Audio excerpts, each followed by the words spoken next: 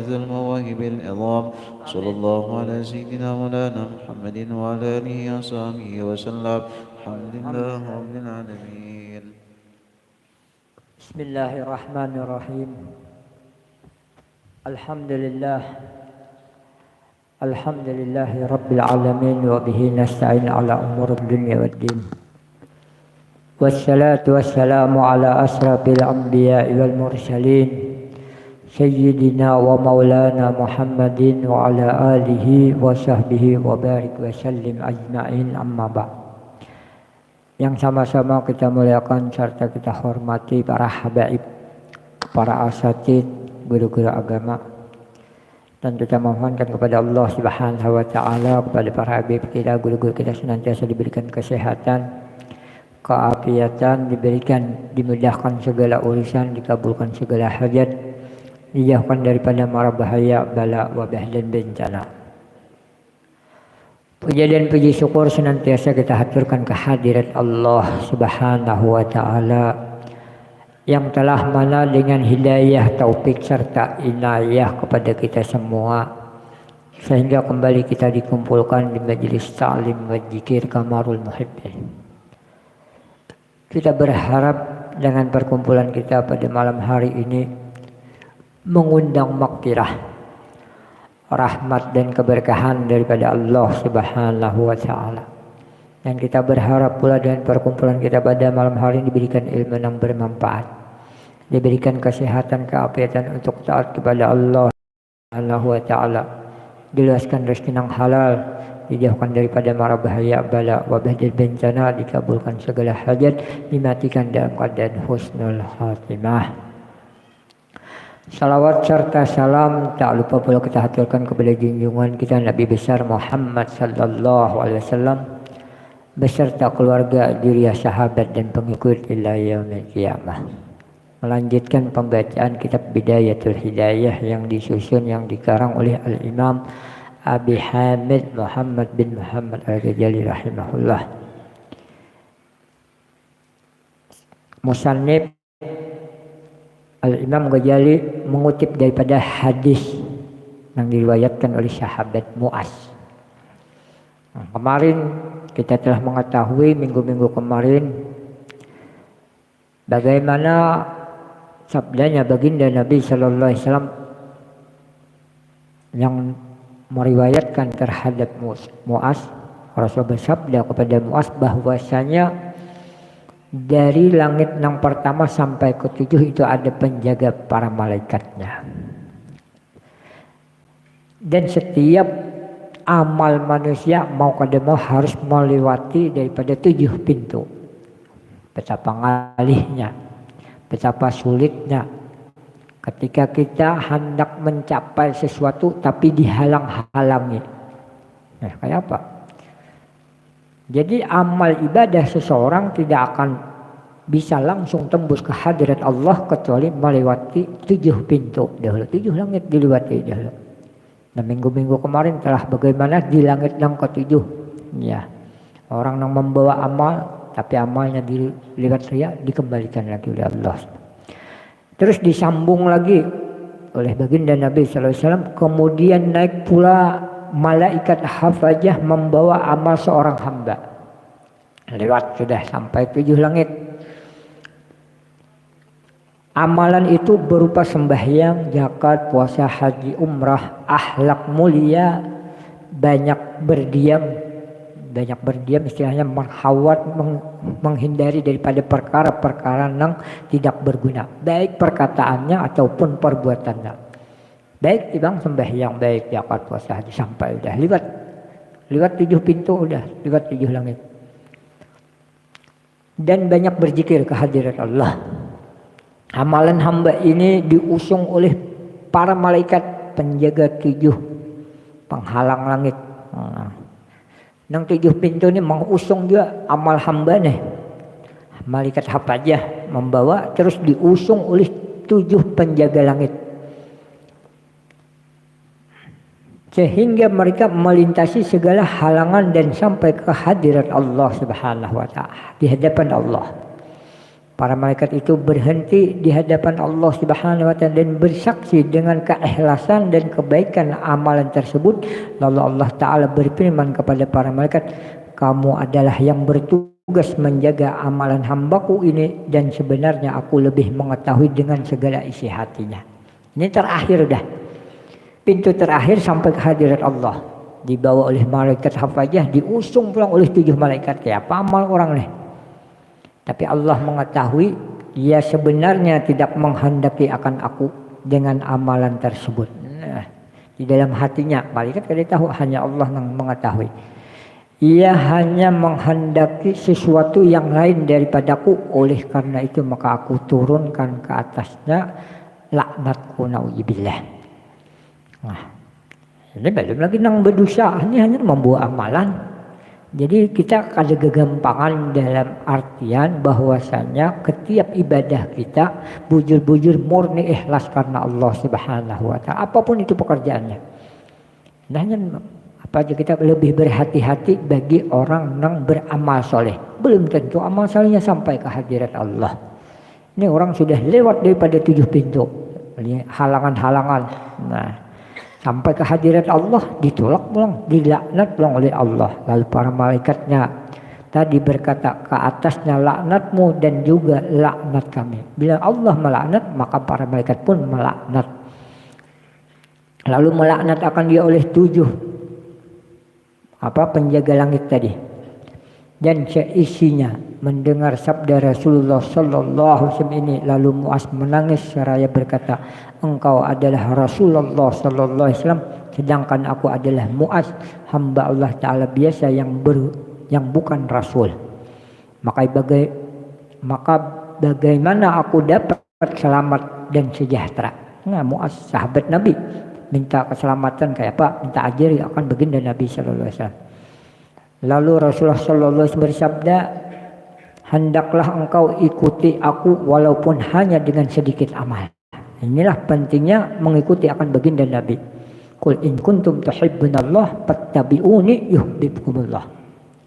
Nah, dalam Al-Quran telah dijelaskan bahwasanya siapa yang hendak mencintai Allah, qul in kuntum tuhibbunallah, apabila engkau mencintai akan Allah, fattabi'uni yuhibbukum, maka ikuti langkah jejak daripada baginda Nabi sallallahu alaihi wasallam. Jadi satu-satunya cara hendak selamat dunia maupun akhirat yaitu dengan mengikuti baginda Nabi sallallahu alaihi wasallam. Apapun daripada perbuatan ibadah kita, ikhlaskan karena Allah Subhanahu wa taala sesuai dengan syariat yang dibawa oleh baginda Nabi sallallahu alaihi wasallam. Ini berjudul puasa tapi kada kada sesuai dengan syariat yang dibawa baginda Nabi, kada diterima juga. Orang yang beriman kepada Allah tapi tidak menerima penyaksian terhadap baginda Nabi SAW, kada diterima juga imannya. Wahai Muaz, jaga lidahmu baik-baik dari mencela saudaramu yang membaca Al-Quran, golongan ulama maksudnya. Jadi jangan sekali-kali wahai Muaz engkau mencela akan golongan ulama, para ulama. Maka apakah perbuatannya? Amunnya sidin mempunyai ilmu, kita serahkan ke hadirat Allah, serahkan kepada Allah tentang urusannya. Bagi orang lain, orang lain kadisah.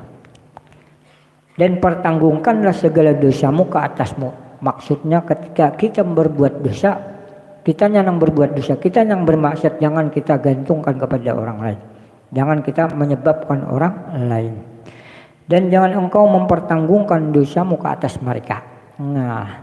Jadi apabila kita berbuat dosa, kita yang berdosa. Jangan karena si pulang Jepang, aku buat dosa. Jangan kita gantungkan, jangan kita kaitkan dengan orang lain.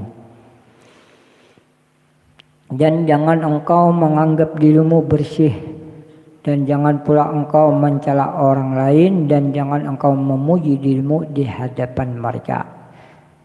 Bersih daripada berbuat dosa. Pembersihnya pada dirang jangan.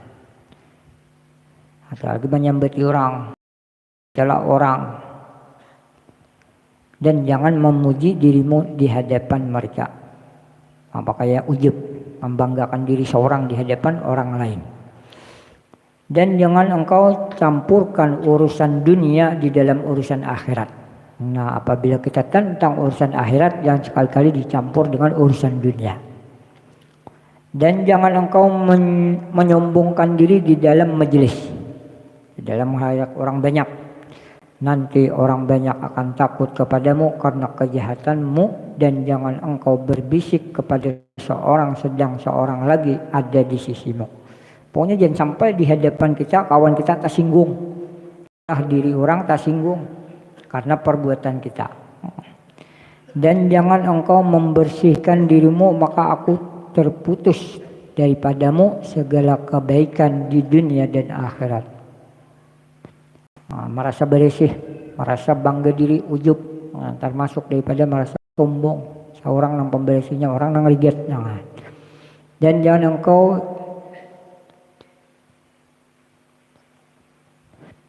engkau cerai beraikan atau pecah belahkan manusia, apabila kita adu domba, namimah, ghibah termasuk loh. Pokoknya sesuatu yang bisa memecahkan belah antara dua kelompok atau antara dua orang yang bersahabat. Misalnya si A, si B bersahabat, datang si C, karena si C ini menjadi perpecahan atau bakalahi si A dan si B. Nah itu sudah adu domba, namimah.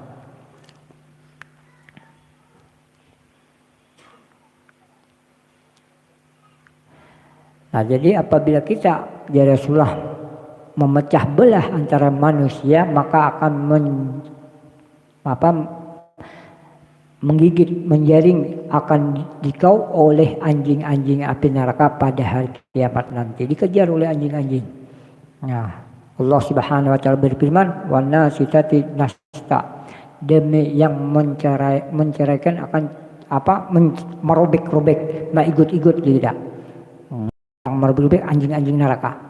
Apakah engkau ketahui wahai Muaz, siapakah mereka yang mencerai-berai itu? Mereka bertanya, ya Rasulullah, sebenarnya siapa mereka? Lalu Nabi sallallahu alaihi wasallam menjawab, itulah anjing-anjing yang garang di dalam api neraka yang akan merobek-robek, memakan kita, merobek-robek daging hingga sampai ke tulang. Nah itu karena ajabnya orang di api neraka, pasti apabila memecah belah, maulah orang bakalahi, yang orangnya asal damai datang inya bakalahi. Nah itu akan diajab oleh Allah dengan dikejar anjing-anjing yang akan mencerai-beraikan daripada daging sampai ke tulang-tulang. Muaz berkata, ya Rasulullah, siapakah orang yang mampu melaksanakan segala perkara yang engkau sebutkan tadi? Dan siapakah yang akan selamat dari siksanya itu? Nabi SAW menjawab, itu sebenarnya mudah bagi orang yang dimudahkan oleh Allah Ta'ala. Kemudian lalu Khalid bin Ma'dan berkata, maka aku tidak pernah melihat seorang yang lebih banyak membaca Al-Quran Karim daripada Muaz, karena beliau paham terhadap hadis yang besar ini. Nah, jadi siapa yang minta kita kepada Allah untuk dimudahkan di dunia maupun di akhirat, diselamatkan daripada mara bahayanya bala bencana, maka hendaklah engkau renungkan baik-baik perkara yang terkandung di dalam hadis ini, wahai orang-orang yang gemar kepada ilmu pengetahuan, dan ketahuilah bahwasanya sebesar-besar sebab yang dapat mengukuhkan perangai yang jahat di dalam hati ialah menuntut ilmu.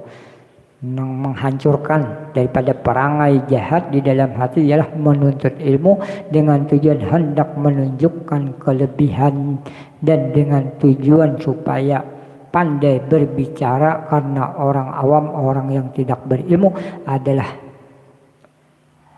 agak lebih jauh dari perangai-perangai yang jahat ini, dan orang-orang yang mencari ilmu adalah menjadi syarat penyakit-penyakit hati yang dapat membinasakan ini. Nah, jadi menyatakan hendak itu yaitu dengan menuntut ilmu agama. Kita harus mengetahui daripada penyakit-penyakit hati, daripada sesuatu yang bisa mencelakakan kita di akhirat nanti. Nah, maka lihatlah pada dirimu dan timbanglah baik-baik. Insyaallah minggu yang akan datang kita lanjutkan. Mudah-mudahan kita senantiasa diberikan kesehatan, keafiatan, dijauhkan daripada mara bahaya, bala bencana, dan kita memohon kepada Allah selamat dunia, selamat akhirat. Amin amin ya rabbal alamin. Sebelum kita mengakhiri, sebagaimana biasa kita membaca salawat kamilah banyak 3 kali dengan harapan diberikan ilmu yang bermanfaat, dibebaskan rezeki yang halal, diberikan kesehatan dan berkat kepada Allah Subhanahu wa taala, dijauhkan daripada mara bahaya, bala bencana, diselamatkan dunia dan di akhirat. Amin amin ya rabbal alamin. Innallaha wa malaikatahu yusholluna 'alan nabi ya sallu alaihi wa sallimu taslima. Allahumma salli salatan kamilatan wa sallim man ala sayyidina Muhammadin alladhi tanhalu bihil uqadu wa tanbariju bihil qurabu wa tuqla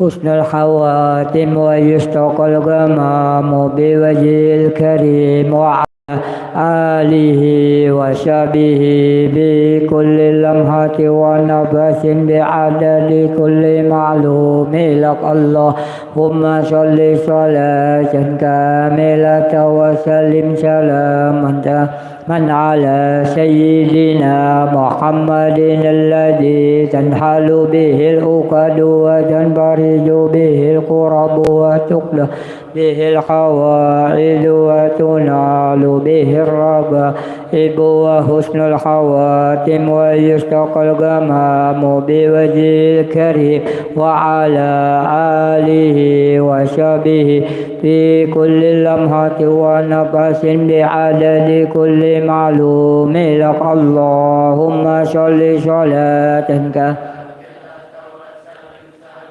man ala sayyidina Muhammadin alladhi tanhalu bihil uqadu wa tanbariju bihil qurabu wa tuqla bihil khawaidu wa tunalu bihil ragaibu wa husnul khawatim wa yustaqal gamamu biwajhil karim wa ala alihi wa syabihi bi kulli lamhati wa nafasin bi adadi kulli ma'lumi lak. Al-Fatihah.